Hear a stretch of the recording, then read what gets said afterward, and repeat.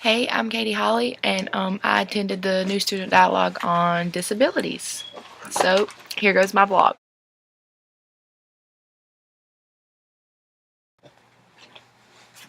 So, did my group achieve dialogue? I believe we did. However, there were a lot of people that were just, I'd say, there for the ride. A lot of people didn't really participate in the actual conversation, and there was probably about 5 or 6 of us that did, and we obtained a very effective dialogue, in my opinion. So I believe that we were successful, and our leaders were excellent, and they provided us with the right direction to go in, and they didn't try to persuade our opinions or anything, so it was a very honest dialogue.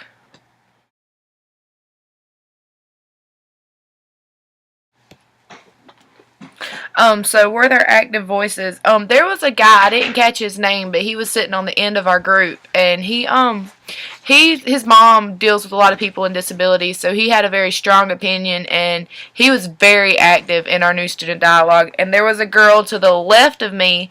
I said I didn't catch any of their names, but she spoke of a girl in her class that got hurt on their senior trip, and it kept her from going to college because she broke her neck or some situation like that. So I believe there were people that kind of led the group. As I said, a lot of them were just there to get their check off on the list. And I tried to be as active, but I have little experience with people with disabilities, but I believe I held my own in the conversation. But the guy at the end and the girl to my left seemed to they stood out to me the most. So I believe they were the most active voices.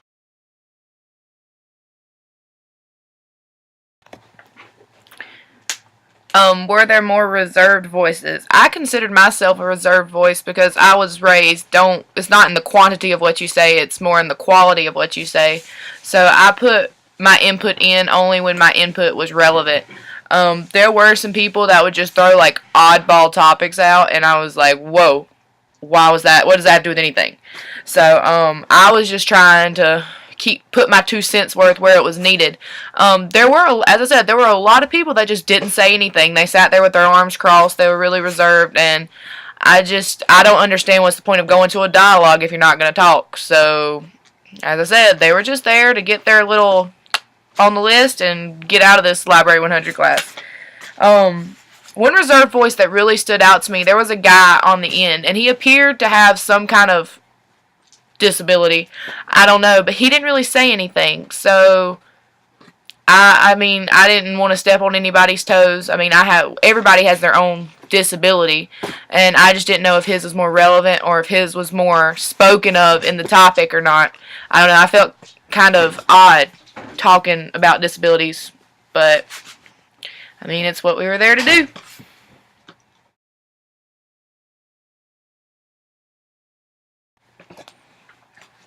Okay, so what role did I play? I felt like I filled the silences, like which I do all the time. I'm a talker, but um, like whenever people would stop talking, like somebody would say something that was like relevant in their life, and it was kind of like a whoa, you just said that moment. I would try to relate a situation to something that I went through. I have my fair share of disability related problems, so I tried to relate it. I have a wide range of different things that I go through day to day, and I tried to just be like, you're not alone. It's okay. Like, that sometimes I feel whenever people are talking about their disabilities, they feel like they're the only one going through it. And honestly, you're not. There are plenty of people out there in this world that have the same problems I do, the same persons Jane down the road does. I mean, it's relevant in everybody's life. It's not you're alone. That's one thing. Whenever I was diagnosed with alopecia, I thought I was alone. I thought I was gonna be alone. I was like, yeah, I'm gonna be that weird bald girl walking down the hall. But I wasn't. I realized there are people out there, and my doctor has got it treated. And see, I have hair, so it's a good thing. And I just, as I said, I filled the silence. I didn't want people to feel like they were alone because I've been through that. I've been through the point to the point where I thought I was alone. And I had the people there that were like, no, you're not. This happens. And I just wanted to be there to encourage people to talk because, as I said, that guy sitting on the end, if he would know that he's not alone, then maybe it would all, like, the topic would have expanded more and the conversation would have got a little bit better.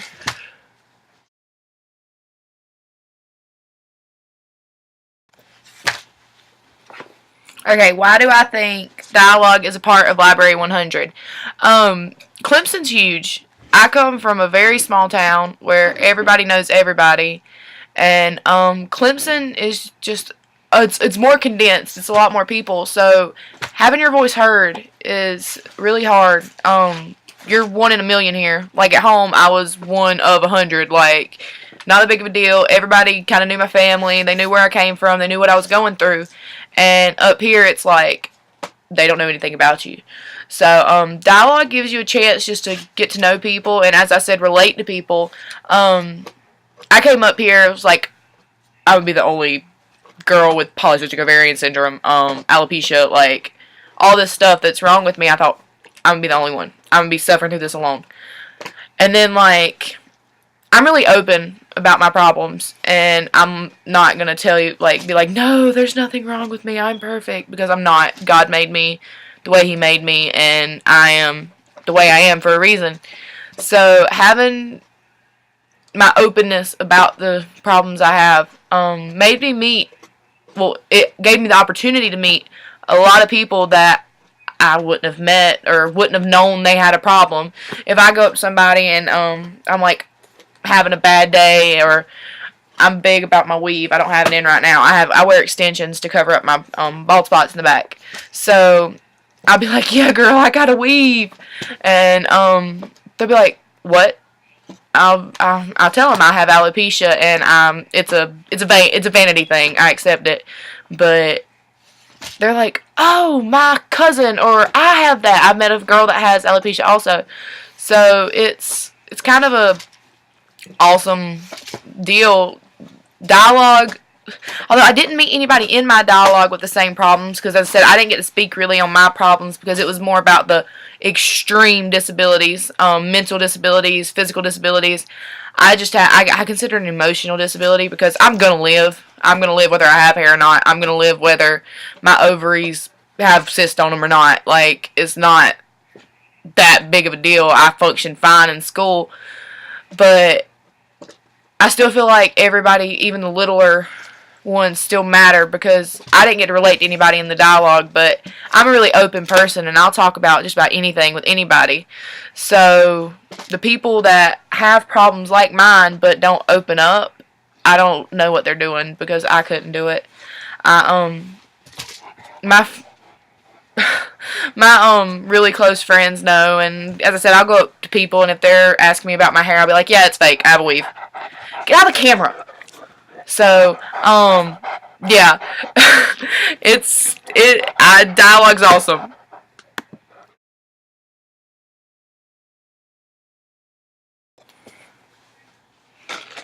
Okay, so I'm getting on a soapbox. I'm going to be up here, and I'm going to make my point heard. One Monday, I was going to lab, Long Hall, right beside Manning, the handicap ramp on the Manning side of Long, right? Handicap, accessible, disabilities, alright? This makes me mad. I'm a very angry person about this situation. It was raining, it was cold, almost sleeting, I was freezing, cold. My friend from Michigan, it snows up there, okay? Like, it's cold up there, it was cold to her.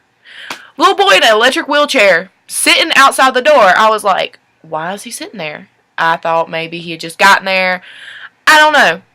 Me and my friend walk up the ramp because that's the first easy access from Manning. Not like we're using the handicap or anything. We're not handicapped, thank God. He asked us if we can open the door for him. One, it's a handicap accessible door. Why doesn't the door open for him? Two, Clemson University. Really? Get on that.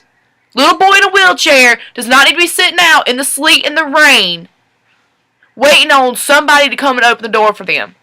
That is the most pitiful sight I have ever seen in my life.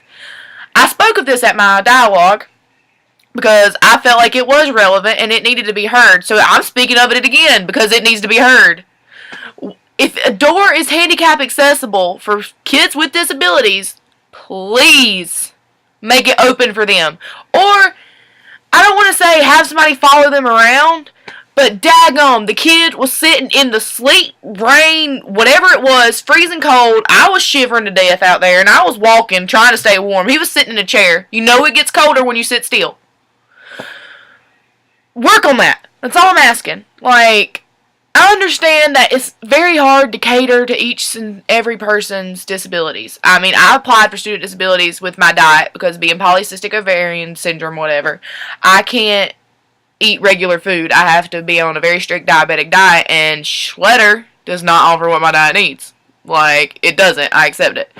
So, as I say, catering to each and every person is hard, but handicap accessible should be handicap accessible, not, oh, just sit there in the sleep and then somebody will come open the door for you. It'll be okay. Because it's not going to be okay. Like, I don't know. That bugged me. That got to me.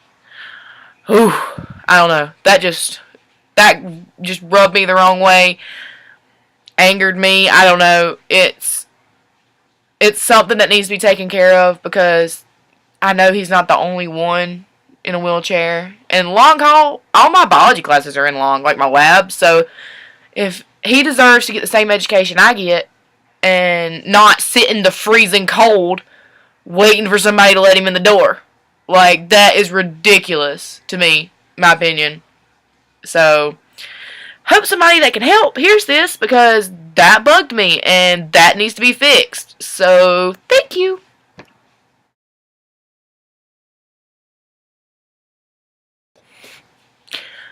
I just want to say thank you for listening and hearing my 2 cents worth. I might have ranted a little bit too much, but I'm really grateful for the new student dialogue. It really helped me. I felt like it was a good part of Library 100. I've kind of been putting the stuff off, but I benefited from it, and I hope all the other students did also.